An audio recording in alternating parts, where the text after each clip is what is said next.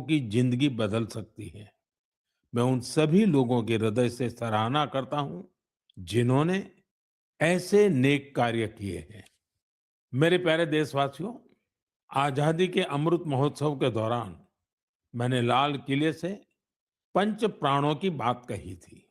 उनमें से एक है गुलामी की मानसिकता से मुक्ति। आज देश गुलामी के प्रतीकों को पीछे छोड़कर भारत की संस्कृति से जुड़ी चीजों को महत्व देने लगा है। इस दिशा में हमारे राष्ट्रपति भवन ने भी एक महत्वपूर्ण कदम उठाया है। कल यानी 23 फरवरी को राष्ट्रपति भवन में राजाजी उत्सव मनाया जाएगा। इस अवसर पर राष्ट्रपति भवन के केंद्रीय प्रांगण में श्री राजगोपालाचारी जी की प्रतिमा का अनावरण किया जाएगा। वे स्वतंत्र भारत के पहले भारतीय गवर्नर जनरल थे। वे उन लोगों में थे जिन्होंने सत्ता को पद की तरह नहीं, सेवा की तरह देखा। सार्वजनिक जीवन में उनका आचरण, आत्मसंयम और स्वतंत्र चिंतन आज भी हमें प्रेरित करता है। दुर्भाग्य से आजादी के बाद भी राष्ट्रपति भवन में ब्रिटिश प्रशासकों की मूर्तियां तो लगी रहने दी गई, लेकिन देश के महान सपूतों को जगह नहीं दी गई। ब्रिटिश आर्किटेक्ट एडविन लुटियंस की प्रतिमा भी राष्ट्रपति भवन में लगी हुई थी। अब इस प्रतिमा के स्थान पर राजा जी की प्रतिमा लगाई जाएगी।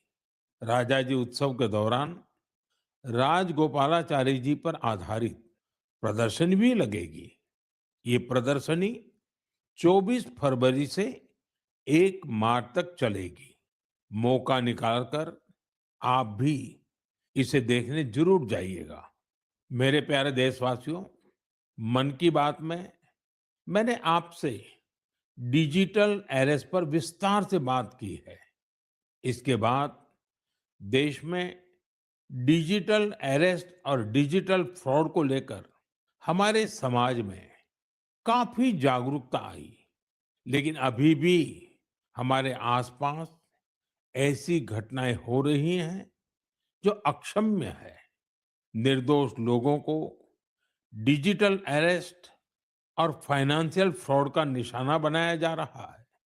कई बार पता चलता है कि किसी सीनियर सिटीजन की जीवन भर की कमाई ठग ली गई। कभी किसी उन पैसों की ठगी हो जाती है जो उसने बच्चों की फीस जमा करने के लिए बचाए थे। कारोबारियों से धोखाधड़ी की खबरें भी हमें देखने को मिलती हैं। कोई फोन करता है और कहता है, मैं एक बड़ा अधिकारी हूं, आपको कुछ डिटेल्स शेयर करनी होगी। इसके बाद भोले भाले लोग ऐसा ही कर बैठते हैं। इसलिए आपका सतर्क रहना, जागरूक रहना बेहद जरूरी है।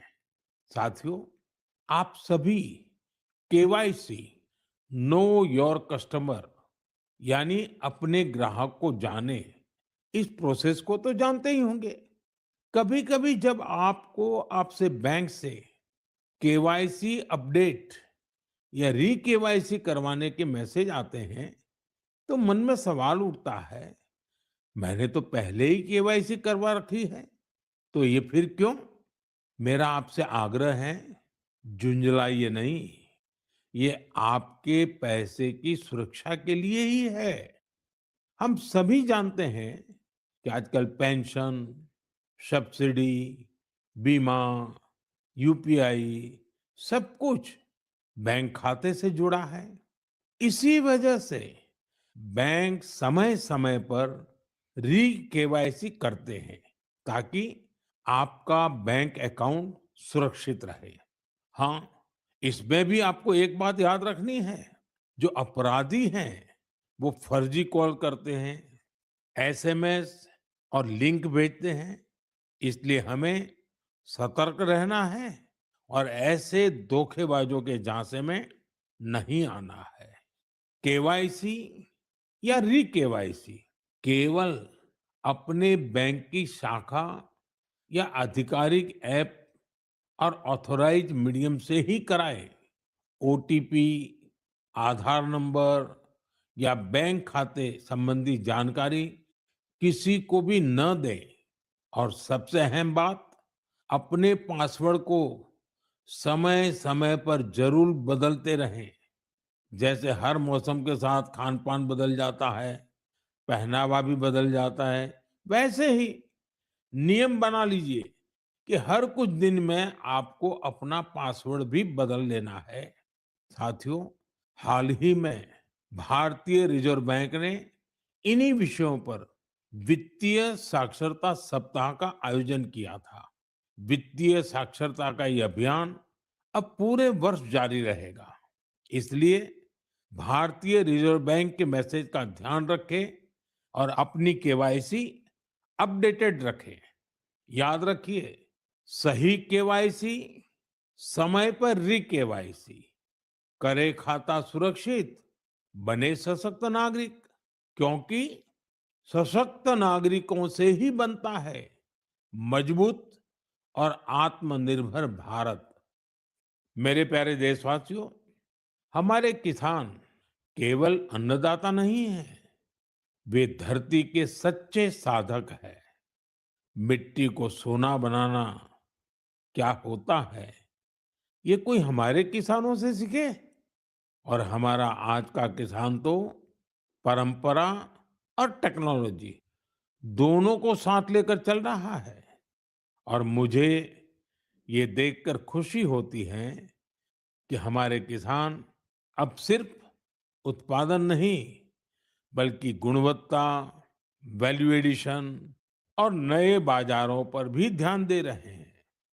ओडिशा में हिरोत पटेल नाम के एक युवा किसान से जुड़ी जानकारी